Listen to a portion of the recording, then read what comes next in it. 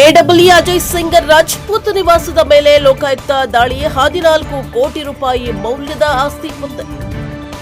ಭ್ರಷ್ಟಾಚಾರ ತಡೆ ಕಾಯ್ದೆಯಡಿ ದಾಖಲಾಗಿದ್ದ ಪ್ರಕರಣದ ಹಿನ್ನೆಲೆ ಲೋಕಾಯುಕ್ತ ಪೊಲೀಸರು ಬೆಳಗಾವಿ ಜಿಲ್ಲಾ ನಗರಾಭಿವೃದ್ಧಿ ಕೋಶದ ಸಹಾಯಕ ಕಾರ್ಯನಿರ್ವಾಹಕ ಅಭಿಯಂತರ ಅಜಯ್ ಸಿಂಗ್ ಬಾಪು ಸಿಂಗ್ ರಾಜ್ಪೂತ್ ಅವರ ನಿವಾಸದ ಮೇಲೆ ಶುಕ್ರವಾರ ದಾಳಿ ನಡೆಸಿ ಕೋಟ್ಯಂತರ ರೂಪಾಯಿ ಮೌಲ್ಯದ ಆಸ್ತಿಯನ್ನ ಪತ್ತೆ ಹಚ್ಚಿದ್ದಾರೆ.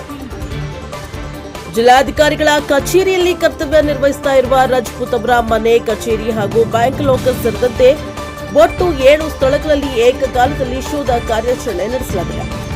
ದಾಳಿಯ ವೇಳೆ ಮಹತ್ವದ ದಾಖಲೆಗಳನ್ನು ವಶಕ್ಕೆ ಪಡೆದು ಪರಿಶೀಲನೆ ನಡೆಸಲಾಗಿದೆ ಎಂದು ಲೋಕಾಯುಕ್ತ ಅಧಿಕಾರಿಗಳು ತಿಳಿಸಿದ್ದಾರೆ.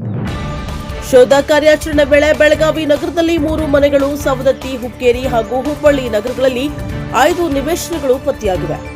ಇದರೊಂದಿಗೆ 5 ಕೆಜಿ 960 ಗ್ರಾಂ ಚಿನ್ನ ಮತ್ತು ವಜ್ರಾಭರಣಗಳು, 5 ಕೆಜಿ ಬೆಳ್ಳಿ ವಸ್ತುಗಳು, ಸುಮಾರು 3.12 ಕೋಟಿ ರೂಪಾಯಿ ಮೌಲ್ಯದ ಬ್ಯಾಂಕ್ ಸ್ಥಿರ ಠೇವಣಿಗಳು, 1 ಕಾರು ಹಾಗೂ 1 ಬೈಕ್ ಅನ್ನು ವಶಕ್ಕೆ ಪಡೆಯಲಾಗಿದೆ.